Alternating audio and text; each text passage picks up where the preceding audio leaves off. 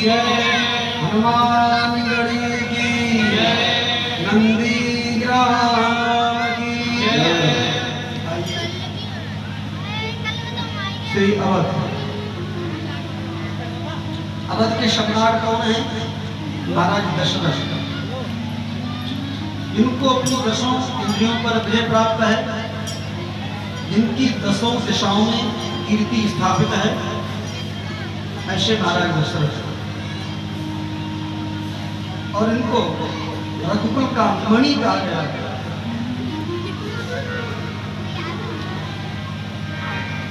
अवधपुरी रघुकुल मणिया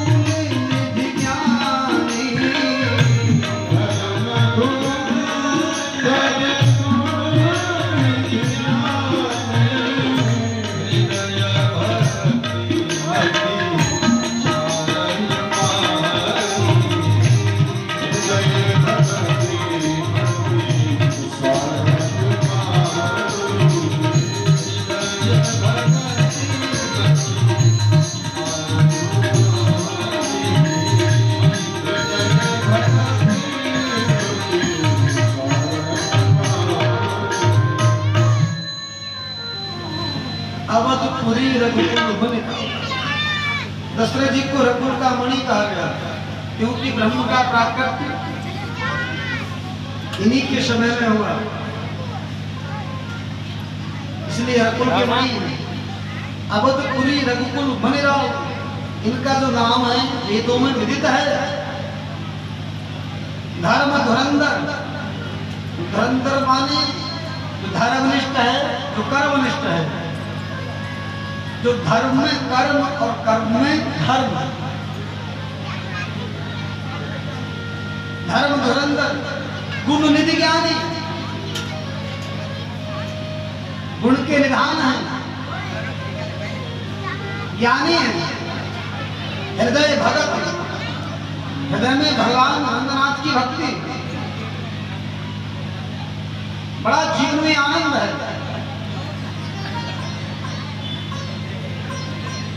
तीन रानियां,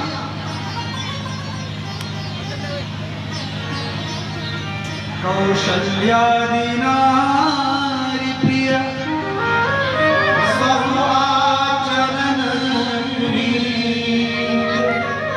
पति अनुकूल प्रेम गण पद कमल।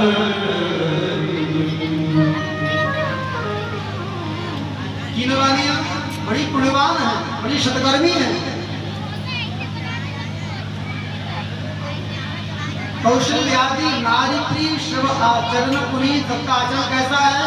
बहुत पुनीत आचरण है, पवित्र आचरण है, पति अनुकूल, पति के अनुकूल, परमानेंट पति अनुकूल है ये।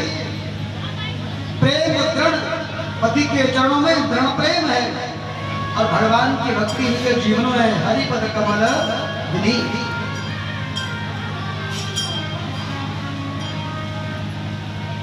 वाल्मीकि महाराज कहते हैं कि ज्ञान शक्ति कौशल्या, सुमित्रोपासनात्मिका, क्रिया शक्ति के वेदो दशरथो नमः। कौशल्या ज्ञान, सुमित्रा उपासना और कैकेयी कर्म। जिनके जीवन में तीनों चीजें हैं, ज्ञान भक्ति और कर्म। महाराज दशरथ इससे ओतप्रोत हैं, और महाराज दशरथ साक्षात वेद का स्वरूप है।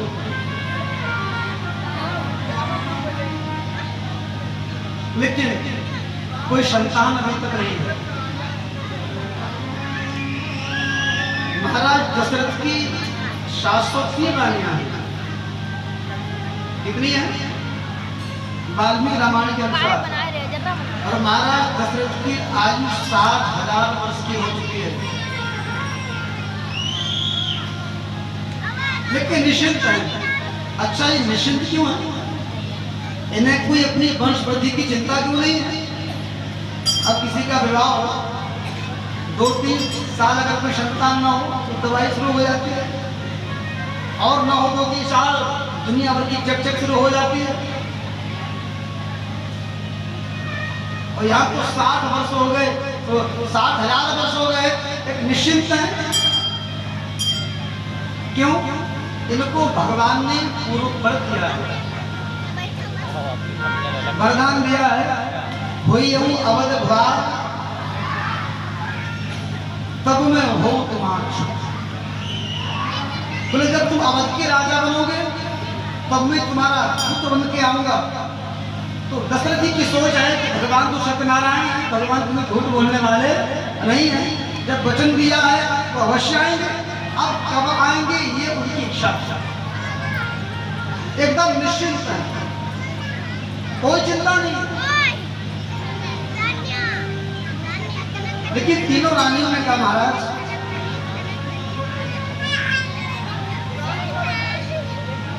अभी तक पुत्र सुख की प्राप्ति नहीं हुई है, अवस्था के अनुसार चौथापन लग गया।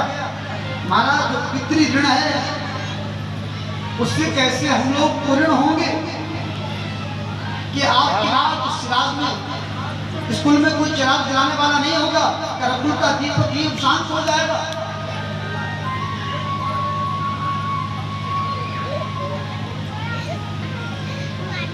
इसी ने भगवान से कहा प्रभु आपने वचन दिया तो आप क्यों नहीं गए? बोले वचन तो मैंने दिया, लेकिन महाराज के मन में जिज्ञासा ही कहां प्रकट हो रही है। और मैं ऐसे किसी को डायरेक्ट नहीं मिलता हूं, मेरी मिलने की एक विधि है। कैसे? बोले हमारी प्राप्ति होती है जीव को कब? गुरु और आचार्य के द्वारा। हम प्राप्त कब होते हैं जीव को? आचार्य और गुरु के माध्यम से। डायरेक्ट हमारी प्राप्ति कोई नहीं कर सकता। भगवान ने उनकी मिलने की विधि है, गुरु के द्वारा मिलेंगे अथवा आचार्य के द्वारा मिलेंगे।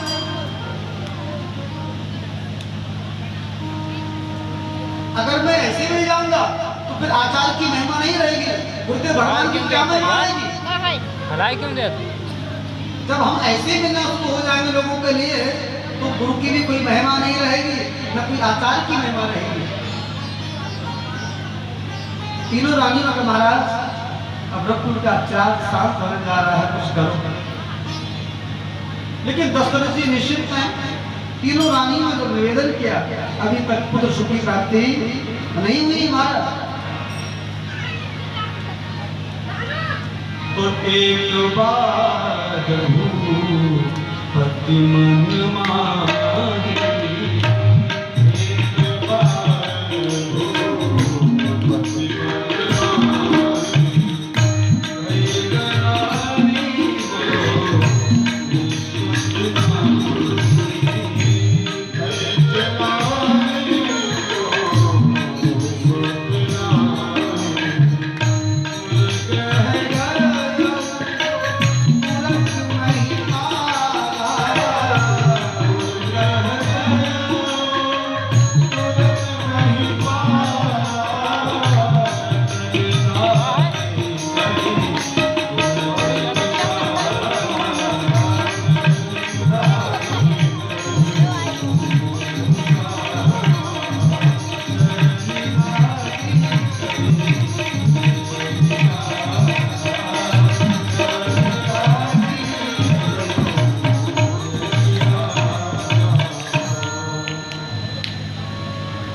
एक और कथा आती है। एक बार इनकी गुरु माने अरुंधति ने कहा गुरुदेव वशिष्ठ से, मुनिवर आप जैसा मनीषी होने के बाद में क्या महाराज दशरथ के यहाँ कोई सूर्य को जल देने वाला नहीं होगा, कोई पितरों का श्राद्ध करने वाला नहीं होगा, कोई तर्पण करने वाला नहीं हो महाराज। आप जैसे मनुष्य होने के बाद भी रकुल का चिराग शांत होने जा रहा है गुरुदेव। गुरुदेव ने कहा, वशिष्ठ जी ने कहा, देवी मैं तो चाहता हूं कि लाल हो, लेकिन लालसा हो तब तो लाल हो। महाराज के मन में कोई जिज्ञासा ही नहीं है और बिना जिज्ञासा किसी को उपदेश करना नहीं चाहिए। अगर किसी की जिज्ञासा नहीं है उपदेश सुनने की तो जबरदस्ती उसको उपदेश सुनाना नहीं चाहिए। जिज्ञासा अगर तो अरे लालसा प्रकट हो जाएगी तो लाल तो मैं करा दूंगा। जिज्ञासा अरुंधति मां अपने पुत्र को लेकर के पहुंची राजमहल में। दशरथ जी ने गुरु मां के चरणों में वंदन किया, प्रणाम किया, भाषण दिया। ऋषि कुमार रोने लगे, कहा ब्रह्म कुमार ऋषि कुमार मां क्यों रो रहे हैं? बोले महाराज क्या बताएं, बड़ा चिंता का विषय है। उस बालक ने कहा मां मेरे पिता की तो यजमान महाराज दशरथ हैं, लेकिन मेरा यजमान इस वंश में कौन होगा? मैं इसका पौरुष कर्म करूंगा। महाराज को कोई चिंता ही नहीं इनके घर का, भविष्य का मैं पुरोहित हूं, लेकिन महाराज के न तो कोई संतान ही नहीं है, मैं किसका पौरुष कर्म करूंगा? इनके पुत्रों को जल तर्पण श्राद्ध पिंडदान आदि कौन कराएगा? इनके बाद मैं किसकी यजमानी करूंगा? मेरे पिता के यजमान तो महाराज दशरथ है, लेकिन मैं किसका यजमान बनूंगा? मैं किसका आचार करूंगा? मेरी यजमानी को भी आगे चलनी चाहिए क्रमबद्ध, गिलानी होगी। दशरथ जी ने विचार किया क्या मेरी बात में मेरे पितरों को कोई जल देने वाला नहीं होगा, कोई श्राद्ध करने वाला नहीं होगा, कोई तर्पण करने वाला नहीं होगा, कोई प्रदान करने वाला नहीं होगा मेरे बाप। तो गुरुग्रह गयो तुरंत मैं ही पाला, चरण लागी करी विनय विशाल, निज दुख सुख सब गुरु सुनायो, कही वशिष्ठ बहु विधि समझायो। चरणों में लेट गए गुरुदेव, ये जीवन का दुख और ये जीवन का सुख, अपने दुख सुख को भी संसार में किसी को मत सुनाइए। सुनाना है या तो भगवान को सुनाइए, या अपने गुरुदेव को सुनाइए, या संत भगवान को सुनाइए, ताकि संसार को अपना दुख सुख सुनाएंगे, अच्छा दुख सुनाएंगे तो लोग आपका उपहास करेंगे, मजाक उड़ाएंगे। बोले तब तो इतना रोते थे, अब इनकी क्या दशा है? अच्छा अपना किसी को सुख सुनाओगे तो लोग आपसे ईर्ष्या करेंगे। इस संसार की समस्या बड़ी विचित्र है, इस जगत किसी को चैन से बैठने नहीं देता। आप अपना किसी को दुख सुनाओगे कि संसार पर टिप्पणी करेगा, और किसी को सुख सुनाओगे तो लोग आपसे ईर्ष्या करेंगे, द्वेष करेंगे। सुनाना है किसको सुनाइए? अपने गुरुदेव भगवान को। गुरुदेव ये जीवन का दुख और ये जीवन का सुख, गुरुदेव